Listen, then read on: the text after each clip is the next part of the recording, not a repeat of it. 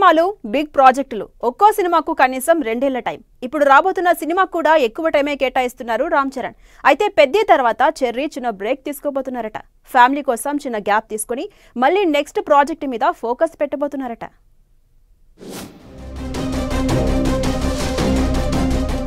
పెద్ద cinema shooting లో బిజీగా ఉన్నారు రామ్ చరణ్.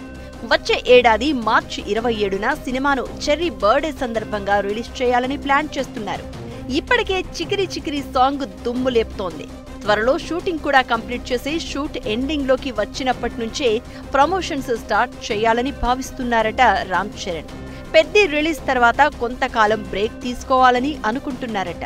పెద్ది మూవీ తర్వాత రామ్ చరణ్ సుకుమార్తో ఓ సినిమాని చేయబోతున్నారు.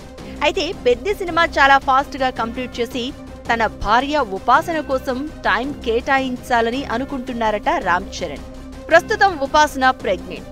ఇటీవలే సీమంతం కూడా చేశారు కుటుంబ సభ్యులు. కవల పిల్లలకు జన్మనివ్వబోతోన్న ఉపాసనకు ఇప్పటి నుంచే పక్కన ఉండాలని అనుకుంటున్నాడట చెర్రీ. గతంలో కుమార్తె క్లీన్కారా బర్త్డే టైంలో కూడా ఇలాంటి బ్రేక్ నే తీసుకున్నారు రామ్ చరణ్. ఇప్పుడు మళ్లీ బ్రేక్ తీసుకుని పూర్తిగా ఫ్యామిలీకి టైం కేటాయించబోతున్నారని టాక్.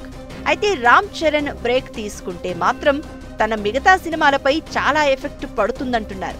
ఆయన ఇప్పటికే కమిట్ అయిన ప్రాజెక్టులు ఇంకా ఆలస్యమయ్యే అవకాశం ఉంది.